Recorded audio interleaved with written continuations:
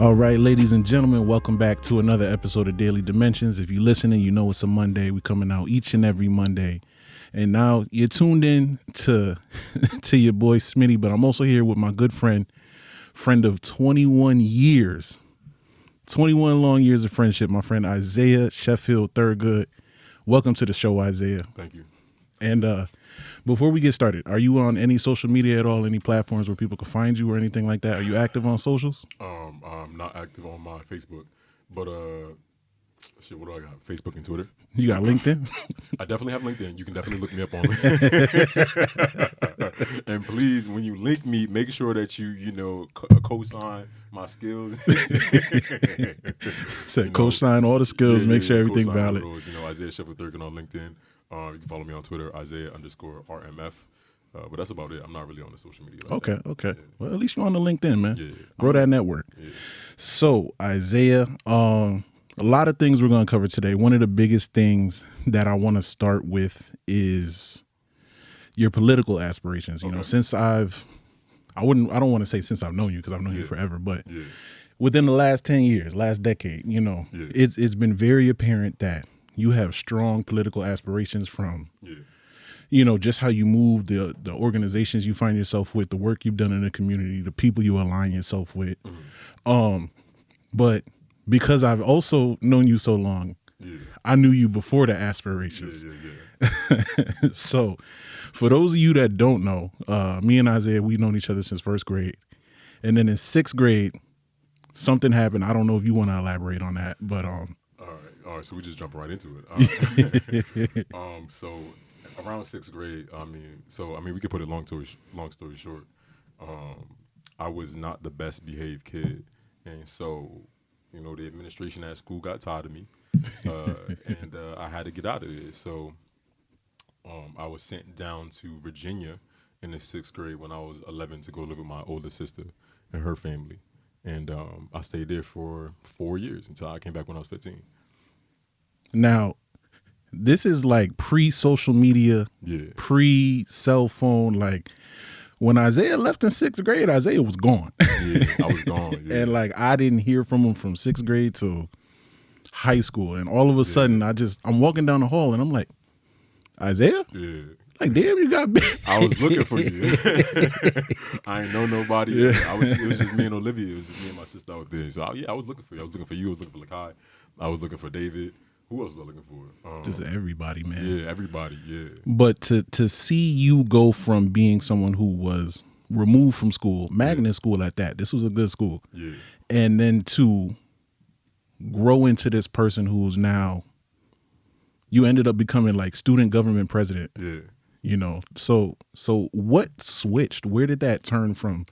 I'm just this unruly kid to I'm trying to be the president, Well, should I move this up a little bit? Yeah. Get direct. You feel me? All right, cool. You're good. Is that better right there? Well, I feel like I'm talking my own ear. It's the power of the good quality, man. Word. So yeah, when I was young, when I was, around that age, you know where we're from, what's up? Keep going. Oh, okay. Being here in Bridgeport, a lot of us end up kind of as products of our environment. And, I'm from my parents did a really good job, but you can't really control what happens outside of the household too much, as a parent.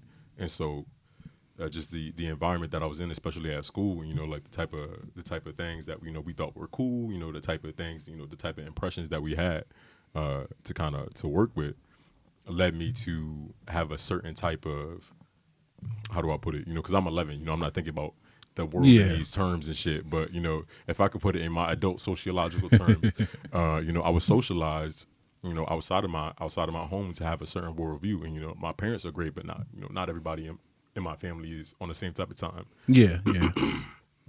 To be concise with it, you've met my family members, They're all very different. It's a wide assortment. Yeah. So all that said, I was kind of wilding, and then when they got tired of me and kicked me out, and I got sent down to Virginia, my sister and her husband, so they were, her ex-husband now, but they were, doing pretty well for themselves, both ex-military. He was a pastor and worked in like tech, I think. and they had they 3 kids. My two nephews and my niece, and they more like my sister and my 2 brothers now. But yeah, I don't like this mic being in front of my face. I'm not gonna lie. I keep trying to move my face away from the mic. It's okay. You got to do it, man. But yeah, so you remember Ed, and Eddie? Yeah. You know how they lived in a cul-de-sac? Yeah. I didn't know that real cul-de-sacs like existed. Where kids hung out and shit. Now you could find a cul-de-sac anywhere really, but so moving down there, they were doing well for themselves. They lived in the suburbs. You know how you in certain suburbs like military. Like a lot of military families out there. They all got the house and a dog and shit like that. I had not experienced that here in Bridgeport. Growing up here in Bridgeport, I hung out in the Greens, with my cousins. I hung out like on the East, with my cousins and at the Sheen Center. Definitely at the Sheen Center. And all we did was so it went from stealing shit and like fighting kids and shit like that to I'm down there in the suburbs and I'm like, oh y'all play outside like. Said y'all don't got to live in fear out here. It's different. I remember the first time that they told me to go play outside. I was like, what? Why? Like, what do you mean play outside? Like, because that wasn't a thing on Vine Street, like, nah. You've been to Vine Street. Yeah. It's not kids out there. You know what I mean? Like, but so going down there and just seeing that people could live very differently was really what started to spark a change in me. I was like, what the fuck? Like, y'all go outside, you play until, it gets dark outside. You just hang out with other kids from the neighborhood. And that was a wonderful experience for me. Not the entire experience in Virginia was wonderful, but like just that right there, being able to kind of see that there's a different way that people live. There's another life out there. Yeah, exactly. Like not the whole world is Bridgeport, because as a kid, you don't have an idea that there are other people living differently than you. You know what I mean? That's a fact. All you know is what's around you. Exactly. And so if that's all you know, that's what you internalize. And then that's who you become, to a degree, So, if your environment is telling you what's important, telling you how to live, telling you, like certain aspirations are what you should be. I wanted to be, when 50 Cent dropped, what was that? What was that? Like, when 50 Cent and G Unit came out, it was like 5th, 6th grade. Yeah, 5th grade. I wanted to be just like 50. I wanted to be a whole. 50 was the inspiration. Real shit. I was about to be running on the treadmill with them tiny white meters. Really? I wanted some G Unit sneakers so bad, bro. But like for me, I was always a big picture kid. I've always, like, by nature, I'm a big picture person. Yeah. And so what I connected that I like, and I'm not trying to blame 50 or nothing like that, but like that archetype, and like people. My older cousins, whom I think are the coolest shit, like my older cousins that's like, rappers and shit like that, or trying to be, you know what I mean? Like, and I'm like, as 6th grade, I'm 11, I think they're the coolest motherfuckers in the world, you know what I'm saying? Coolest on the planet. And that's who I'm trying to be like. And that's how I behaved. But when I went down to Virginia, and the last time I got suspended was I had an altercation with a kid, and I got my ass beat after that. But I realized, like, it was just, there was more out there, and that by virtue of like just changing how I saw the world, that I could get there. You know what I'm saying? It didn't have to be like that. And so I think another really salient moment for me when I came back to Virginia, because I learned a lot. Excuse me, not to Virginia, to Bridgeport. I learned a lot of things in Virginia. I learned a lot. My uncle, when I was 15, I was just chilling in my room one time. My uncle had come over, so I'm back at my mother's house at the time, right? Okay, so you back in Bridgeport. Yeah, I'm back in Bridgeport. I'm with my mother, living with my mother and my sister. And my uncle had come over. He was, chilling, whatever. And he said he had an interview. And he asked me if I knew how to tie a tie. And this is a grown man. He's in his 40s. Wow. And I'm 15. And I taught my uncle right there how to tie a tie, because I had been taught in Virginia.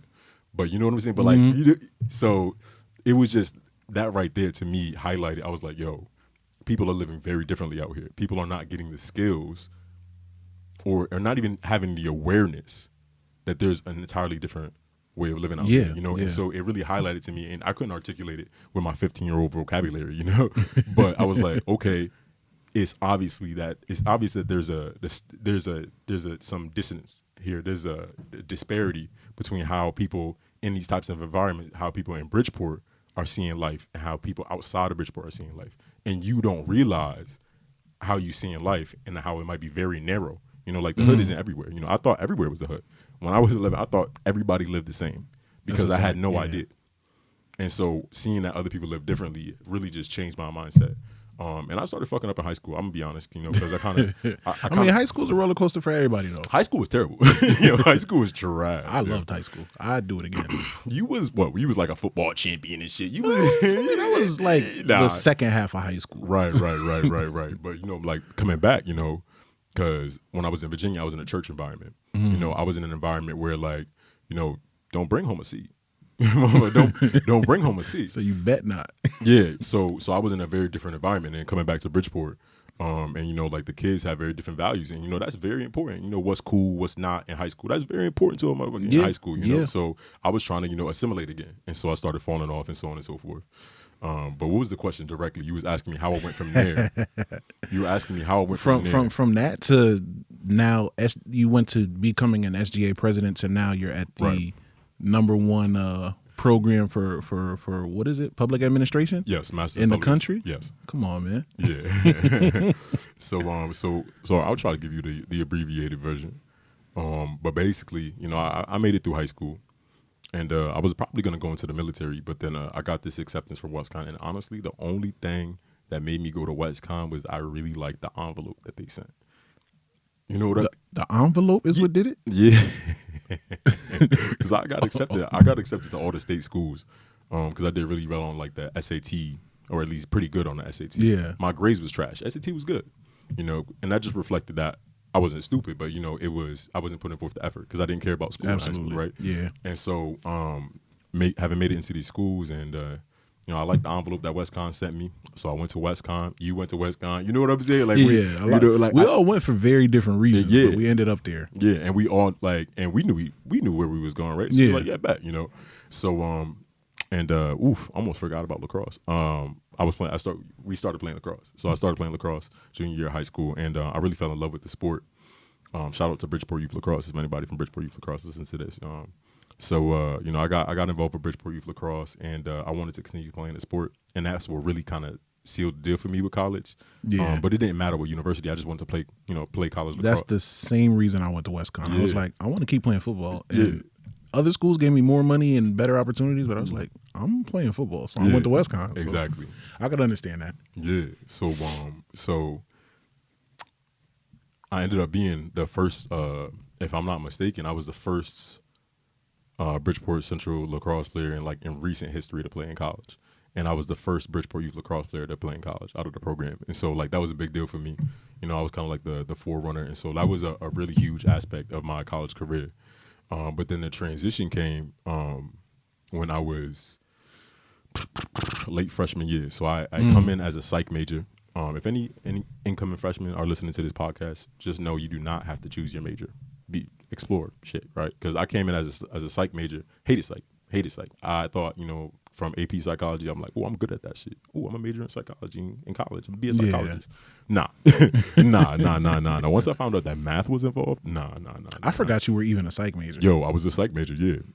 Because everybody knows me as the poli-sci major. But let me tell you how I got there, right? So, so one day, and this is really the instance that put me on the path that I've been on. Because like I said, I've always been a big picture dude. Yeah. By nature.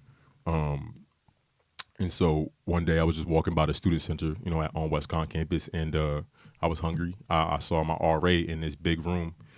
They was eating pizza and stuff like that. I didn't know what was going on. It turned out that there was this professor.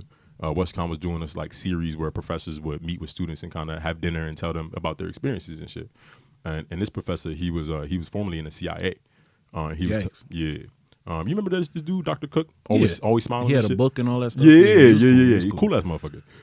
So he was talking about this mission. He was being vague because he was in the CIA and shit. But he was talking about how he was in this country. I forget where the fuck he was, but he was out in this country. He wasn't American, right? So he was out in some foreign country, and the people in the area that he was operating in, they were doing bad. I'm sorry, I'm sick. Ooh. All right, there we go. But the people in the area that he was operating in, they were suffering from a lot of water issues, and I wasn't paying any attention to the conversation and shit like that. I wasn't paying, I was just there for the pizza, right? But I started listening in because he was like, yeah, people were dying of dehydration and, like water disease and so on and so forth. I'm like, what the fuck? And he was saying that the reason that was happening was because there was a corporation out there buying up the water resources, buying up the clean water resources. Yikes. And people couldn't afford that shit. Doing them dirty. Doing them filthy, right? And I was dumbfounded. I'm blown away, right? And I asked the professor, I was like, wait a second. And, it's mad people in the room, because it's a public dinner, whatever, right? I asked him, I was like, yo, this was legal? He was like, yeah, this was legal. We couldn't do anything about it. That wasn't even my mission. That was just something that was happening. That's something that we observed while we were there.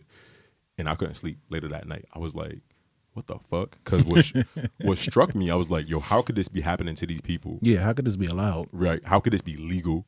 How could, a corporation company, the corporations got money. You know what I'm saying? Like, why are they doing this to these people? Well, that's how they get their money, right? Yeah. But what really, really stuck with me, not only, was the situation that he was telling me about, or rather telling the group about, but when he said that, I looked around the room and everybody was just like, like shrugs. It's cool. I was like, what the I was the only one like. Said it's not happening here, so it's okay. Yo, I was fucked up about it. And I was like, because it hit me right then and there. I'm like, not only are these things happening around the world, like these crazy injustices, people are living in conditions that we've never even heard of, but people aren't doing anything. People don't care. And that shit stuck with me. I couldn't sleep that night. I couldn't sleep the next night. Like, I was just up. Like, I started Googling all different types of world issues and shit. I was fucked up. Like, I was like, man, I got to be eco-warrior. Like, I'm fucked up. About to turn into Captain Planet. Definitely Captain Planet. And so yeah. So, I just didn't think that was right. It didn't sit well with me. And so I ran into that professor again. And I was telling him, I was like, look, Professor Cook, like, I couldn't sleep. Like, I'm just fucked up. I feel like I got to do something. Can you direct me? He was like, maybe you should take a political science course, see how you feel about it. And I fell in love, man. I fell in love with political science. And I was like, this is the path, I'm going to take this path. I want to help people. I want to be able to combat injustice. I want to be able, I wasn't articulating it that way, but I want to be able to combat injustice. I want to be able to just do as much good as I can. And if the way to go about that is through the law, is through government, is through creating policy, then let's get it. Like, you know what I mean? Yeah, let's make it happen. Let's make it happen. And, and from there, I try to kind of form myself into a person that was capable of doing that, because I'm from Bridgeport, I'm not from money, I don't have any connections, anything like that. But I said to myself, if I can make myself the best, if I can exceed expectations, if I can form myself into a leader, into somebody who can lead people and inspire people to make positive change, then fuck it, I'm gonna go all out, and that's what I determined. I felt like I really found my purpose, and I was just activated after that, man. I was activated. So, from political science courses, and then I became an RA. Became an RA, because that was a leadership role. Because I knew I had to take on leadership roles, but I didn't know where to start. So I became an RA in college, and that was pretty cool. And then from there, I joined the student government, became a senator. And then from there, you became presidente. Yeah. And what's funny? It was funny because people didn't expect me to win the SGA presidency. The president before me, he was the first black SGA president at WestCon. And he actually endorsed my biggest contender, who was his former vice president of finance. And she was the president of a sorority. So, like, the odds, everybody thought the odds the odds are definitely not in your favor. Yeah, but, like, I mean, I'm a smart motherfucker. I mean, I'm a political science major. And I study how to win elections. I study that shit. And so I was like, all right, I formed a plan based off of what I learned. And I killed that shit, and I won. Had to master the game, man. Yeah. So she had her whole team, and her whole team got elected. So, like, you run on a ticket, so she ran with the president, vice president, so on and so forth. I won by myself, and I got her whole ticket. Yeah. So yeah. That. Mm-hmm. Okay. Yeah. All right. Yeah. So now you in charge of a bunch of people who wasn't really trying to rock with you. Exactly. Okay. Yeah. But no, we made some real cool impacts. But I wasn't the most popular president, especially with some of the people that were really into the idea of student government. They're like, ooh, we're student government. Ooh, we're I was. Because I was a senator at one point. Yeah, you and was a senator. I went to maybe like 2-3 meetings, and bro, the energy is different there. You can tell when people are like there to play the game of politics. Yeah. And I didn't like it. I said, I'm not doing this. Yeah, and I'm not here to play games. I'm like, I'm here to shake this shit up. So like I remember one time, for homecoming, I'll tell you some shit you probably didn't even know about. For homecoming, they had like this SGA presidents reunion, and it's a reunion just for SGA presidents. It's in like a private room, catered, nice food, money, Snazzy. alcohol, and it's during a homecoming game. We sit with the university president and shit like that, chop it up, all cool. And this comes out of the student fund, like your student activity fee that feeds the student government. Was paying for y'all dinner. And so when they sat me down and it was like, yo, Isaiah, you're the president. You got to start planning the SGA president's reunion. I was like, why the fuck would we do that? I said, can the students come? They said, nah. Do the students know about it? Nah. Are the people that's going to be attendance, are they like big donors? Like, are they helping the university in some way? Nah, they're former SGA presidents. Like, so why are we wasting these resources? What the fuck? Like, I don't give a fuck about those people. Like, they was SGA, and that's what's up. They was SGA president. Like, and like if I was trying to be selfish, I could have used that as a big networking opportunity. And that's actually something I kind of regret. I didn't network as much as I could when I was SGA president because I was rubbing shoulders with a lot of people. I met the president of the NCAA.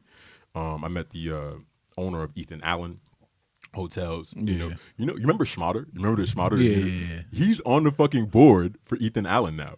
Yeah, dog. Yeah. So like Schmatter was my guy, yo. Schmatter was cool as fuck.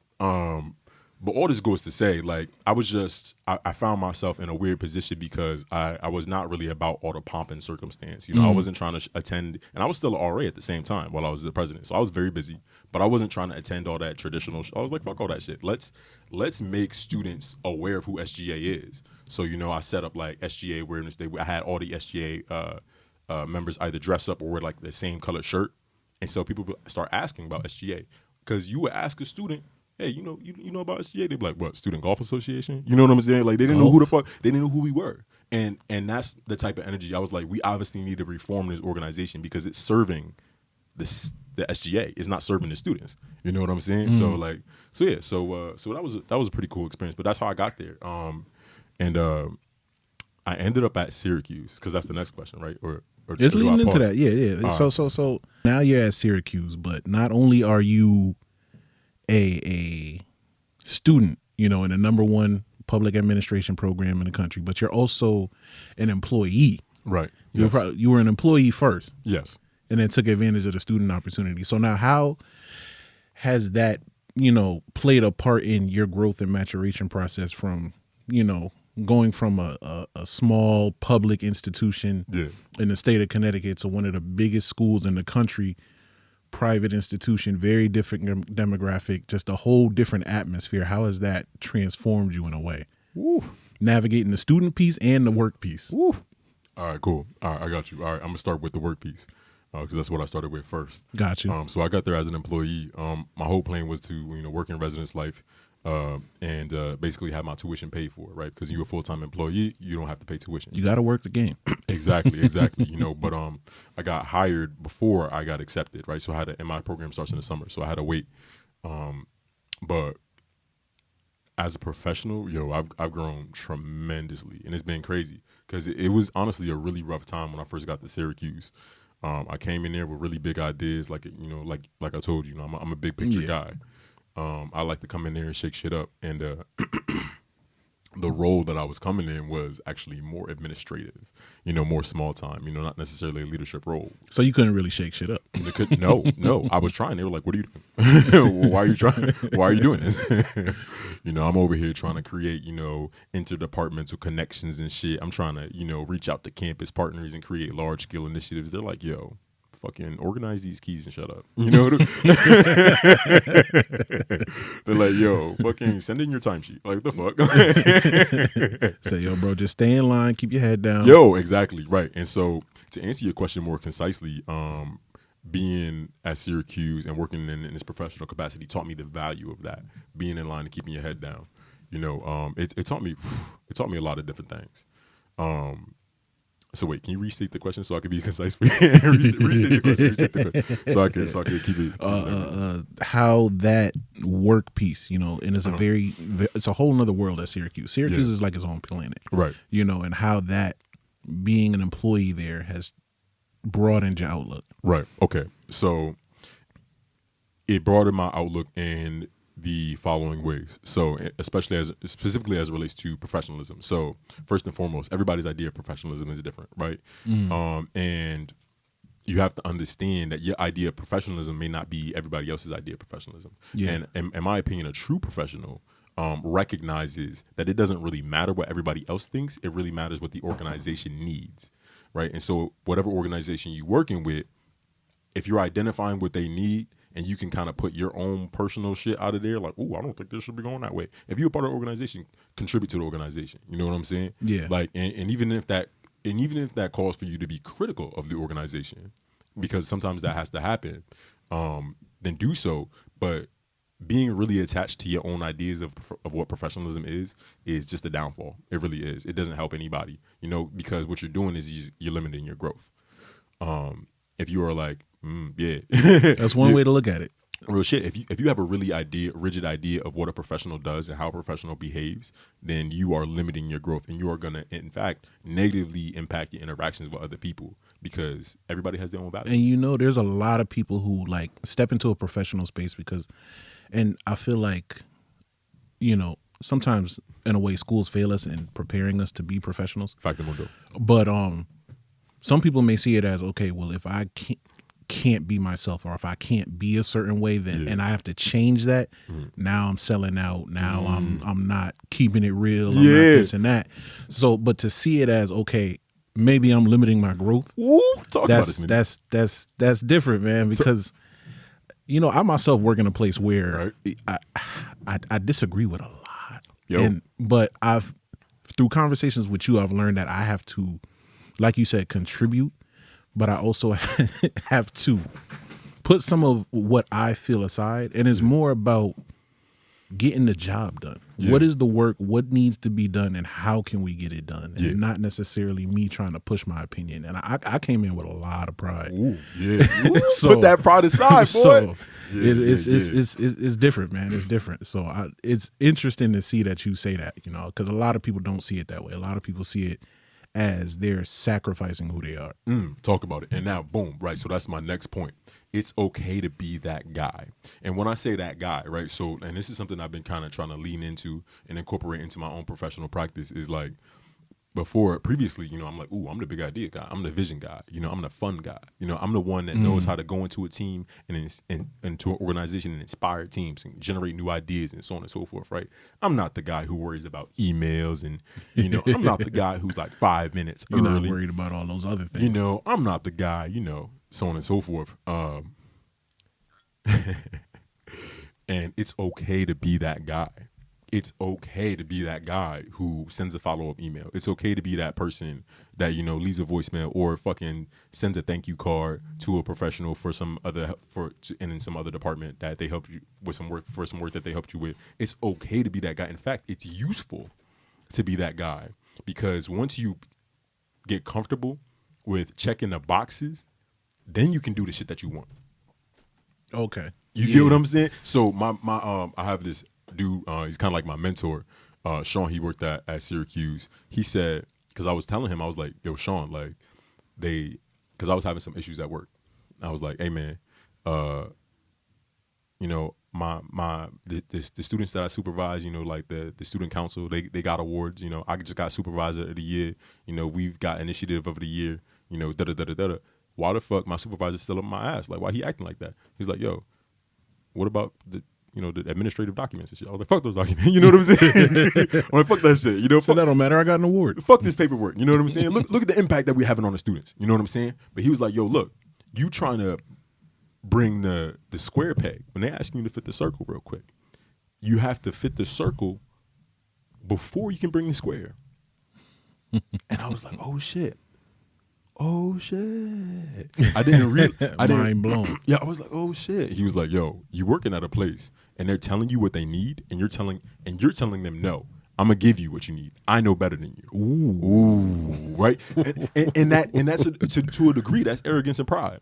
And I had to sit back and swallow my pride and say, oh shit, have I been arrogant in this? Ooh, maybe I'm not as good at my job as I think I am.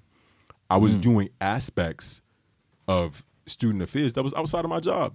They was like, yo, where the fuck is your documents? Like, like, we need you to submit this key So audit. we're paying you to do A, B, and C, and Yeah. you're trying to do X, Y, and Z. X, Y, Z, Q, W, all that shit. I was going crazy. Putting up numbers in terms of initiatives, but not in terms of just the small menial work. Yeah. And so basically what I'm trying to say is, as a professional, Syracuse taught me the value of getting very good at the administrative aspects of your job, at the small aspects of your job that you don't necessarily like. Because once those become habit, then you can start flexing and moving into the capacities that you really want to. You have to prove your value to the organization first. Yeah. Right? Like, especially if you're a newbie, especially if you somebody, you 20 something, like the fuck, they want you to just push these papers real quick. That's a fact. They're not trying That's a fact. They're not trying to hear your groundbreaking ideas. And now you may have them, but you're not in a position to showcase them. You're not in a position to present them quite yet, and for them to be considered seriously until you have proven your mettle. And that right there is something I was like, oh shit.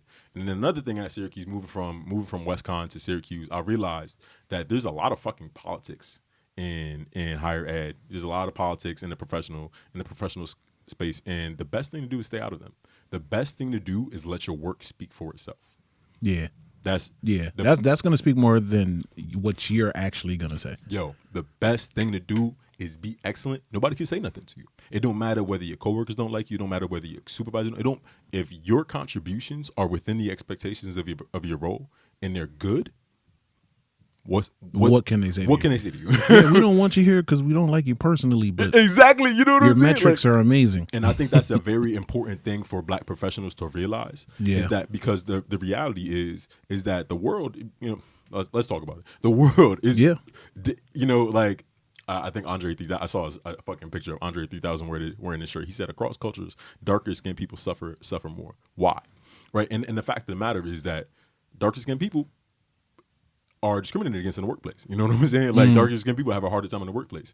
And the best way that you can do that is by shitting on everything. The best way that you can combat that is by shitting on people in the workplace. Is by making sure that you're immaculate, right? And if it comes to a point where you're still facing issues at work, and I definitely did face issues at Syracuse University. It's a predominantly white university. I tried to go out there and speak my mind. I called out the chancellor on some wild shit. Well, not on some wild shit, but like a racist incident happened at Syracuse. And I went to the forum and I said, yo, where's the chancellor's voice on this? Best believe I got called into the office.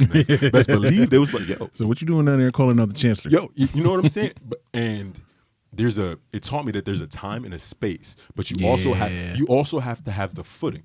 And they're not going to give you the footing to have that voice in your organization. You have to build it for yourself. And a big piece too is restraint. Because you can be absolutely right. You can be absolutely justified, but it may not be the time and place for you to jump in and start trying to, break down these barriers and break down these walls. Sometimes you have to you got to be smart about your battle. You got to pick and choose the timing. And, you being a very inspired person, a very go-getter person, a person that's like, okay, this needs to be done. I'm going to knock it out. I'm thinking forward. I'm thinking ahead. We're going to I'm here to make a change. But your job title is not your aspirations. Exactly. And that's something that a lot that's huge for young professionals, young Black professionals. Talk about it, Smitty. Your job title is not your aspirations. Oftentimes it's not. Usually it doesn't line up. When you go on Indeed and you look at these jobs and it says the description, like, okay, you think you can do those things, so you apply for the job, but that's not your total aspiration. That's not what you felt like your purpose was. But picking and choosing that time is major, because you're not in a position of power when you're an employee. Ooh, exactly. And they don't give a fuck about you. No, you're very disposable. Very disposable, oftentimes. And so you have to make your work indisposable. That's what you got to do, right? You have to bring that value. But yeah, so like you were saying, there's a time and place for that. Does that answer the question? I'm trying to. Bro, you're good. You're good. I'm trying to be concise for you. You definitely answered the question. I want to be long-winded. So now the student piece. Because of course there's all those challenges you just mentioned. There's a lot of free game that your mentor is giving you. There's a lot that you're learning and navigating, being very young in this newfound space. But on top of doing all these things and growing in that capacity, now you also got to go out there and get the best grades you can. So how is it balancing that work, student, social life, whole aspect there? So it had been difficult. I'm gonna be honest with you. It had been difficult to begin with. because it is a graduate program and it is the best one in the country, and so they take themselves very seriously. They have a high standard for the work that you put out there. So that said, how it changed me was I realized that I could not put forth 65 or 75%. At WestCon, I felt like a big fish in a small pond. And that's no discredit or no disrespect to anybody that I went to school with. It's just my aspirations and my drive put me in a place where I didn't really have to, and just kind of like my natural talents put me in a place where I didn't have to apply myself with everything that I had. Yeah, you didn't have to give 100% effort to get what you needed to get. I didn't have to. Yeah. And I didn't realize the impact that was having on me. That was creating a habit. That was creating a habit of not putting forth my entire effort. And when I got to Syracuse and I got my first F, I said, my stars. This is not going. So I thought it was great. Where does F came from? Where does F come from? You know what I'm saying? And now I think I have like if I don't have a 4.0, I have a 3.8 right now. Because I definitely got, but. I was gonna say, there's no way you got off. What? Oh, you talking about this semester or total GPA? No, it wasn't an FG. No, it wasn't an F grade. It was an F on an assignment. Oh, all right. Yeah. I was gonna say, you ain't gonna get no 4.0 with an F, dog. No, we don't take no Fs around here. You about to get kicked out the program. Nah.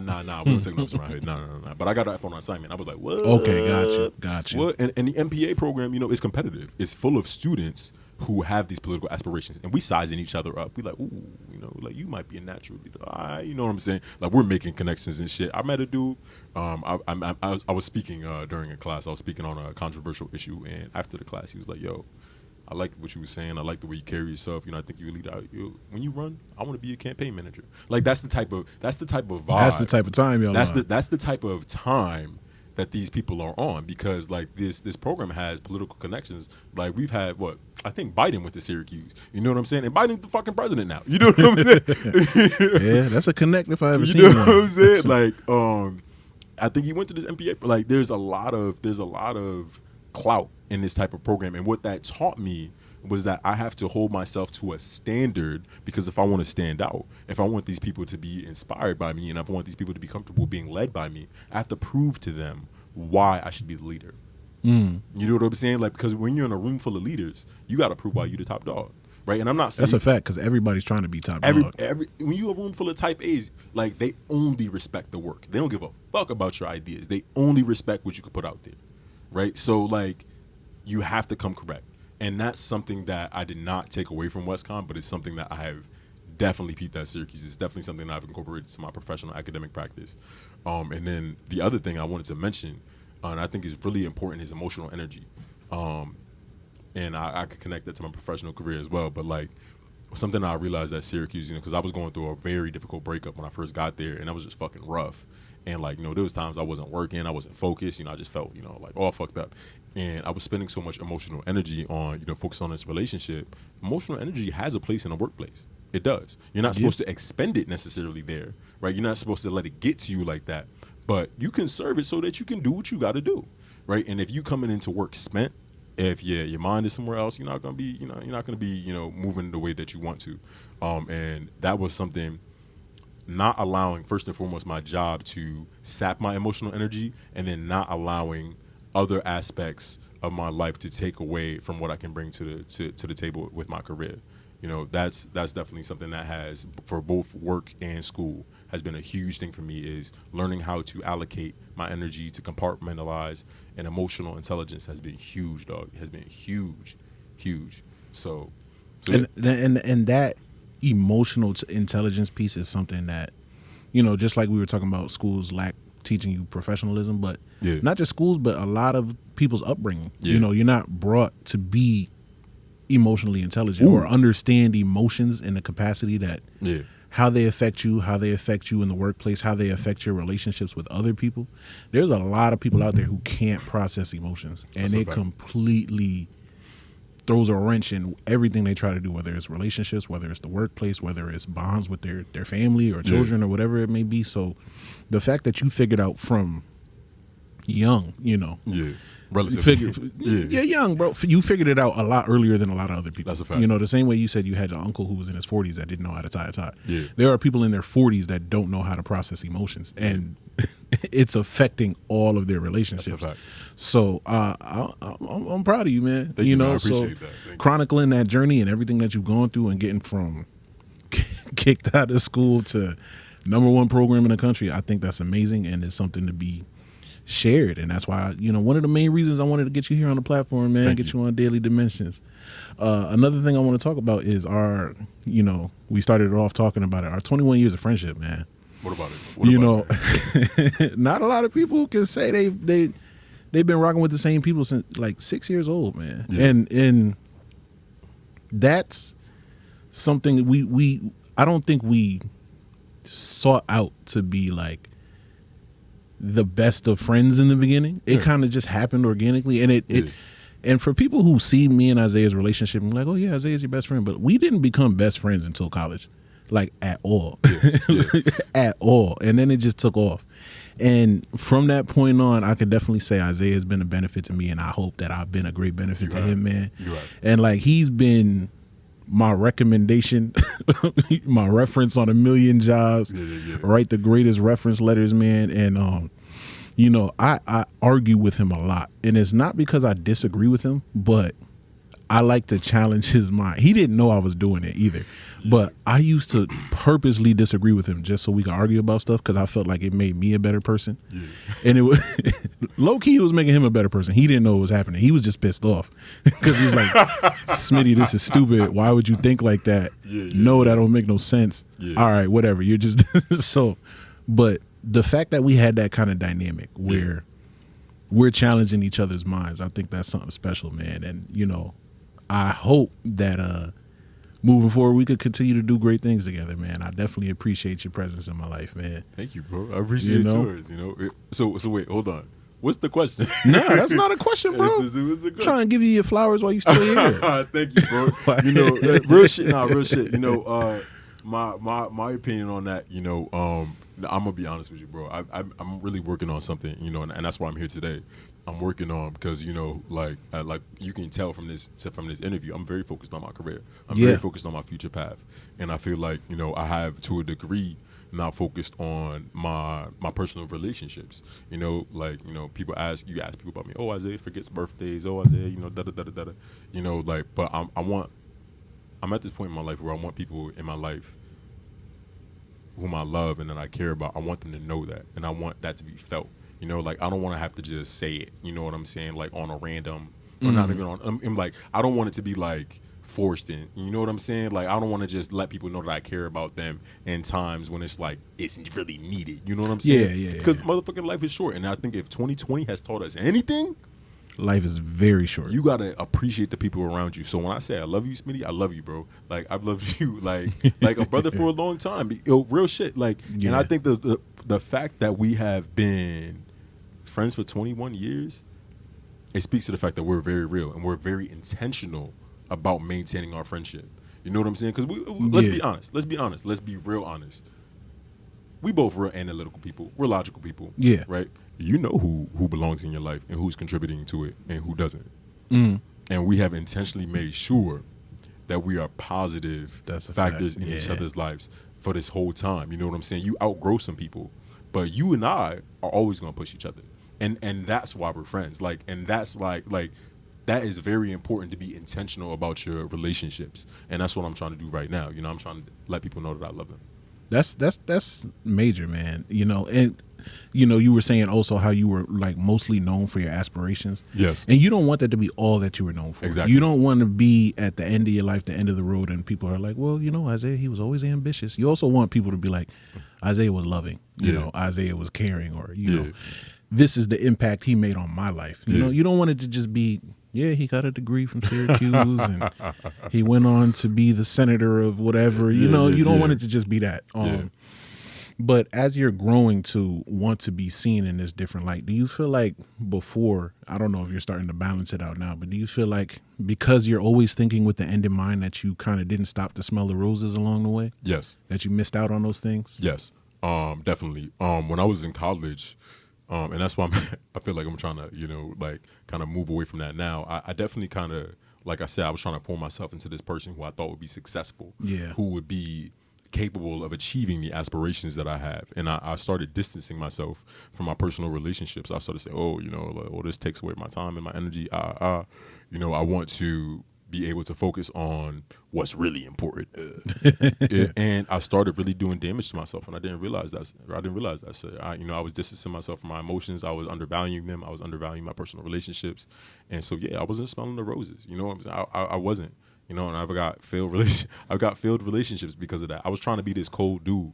I was trying to be this dude that didn't need anybody, didn't like was always gonna be good. I was. And that's not me. That's not anybody. I'm a man. I'm a person. You know what I'm saying? Yeah. And once I came to terms with that, and it was rough because I had to really look at myself because, like I said, I was at Syracuse. There was a point where I was depressed. I was doing bad emotionally, and I had to look at myself and I had to acknowledge that my emotions were fucking my aspirations up. I wasn't gonna get nowhere until I dealt with these emotions, and then I said, "Oh shit, I'm an emotional person." So it took me all these years to find it out, but real shit. Dang, I got feelings. I have feelings, and not only do I have feelings, but they're worth expressing, they're worth acknowledging, they're worth processing, and they're worth expressing to those people whom I need to express them to. You know what I'm saying? So I definitely missed out on some shit. Like I definitely missed out on aspects of myself that I could have explored a lot more. I definitely had some relationships that I have relationships that could have gone a lot better. Yeah. Because I thought I was, I don't know who the fuck I thought I was. I thought I was just this cold dude, I thought I was, I don't know. I don't know who the fuck I thought. That ice box where your heart used to be. Yo.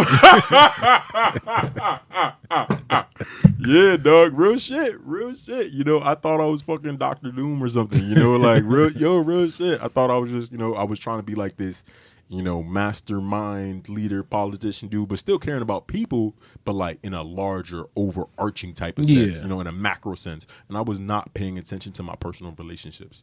And that's where I'm at right now. I really want my friends to know that I love them. I want my family to know that I love them. I want them to feel that shit. I want to be present as much as I can. And it's hard because I live far away now, in Syracuse. But I want people to know, that I'm here for them and that, I value their place in my life. So piggybacking off of you, wanting people to feel like you're here for them, for the people listening and for a younger generation and for anybody really, what is your advice for the next person coming up that's trying to grow in the direction that you're growing in? What's some advice that you could give them from now so that they don't have to go through the things you went through to learn it? Ooh, shit. All right. First and foremost, take care of yourself.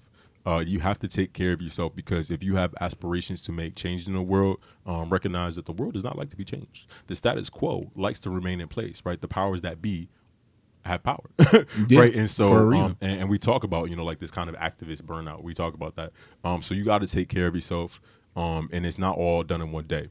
Another thing that you got to learn is that you can't do it dolo, right? You can't do it by yourself. You have to create a network. You have to create a crew, create a village of like-minded people that share not just necessarily share your aspirations, but share, like at least your sentiments, right? People that are going to build you, right, and support you, and be there for you. Yeah. You have to have that, especially you going into the, a predominant, especially if you're a person of color, you're going into a predominantly white institution or organization or wherever you're going into. You got to be able to.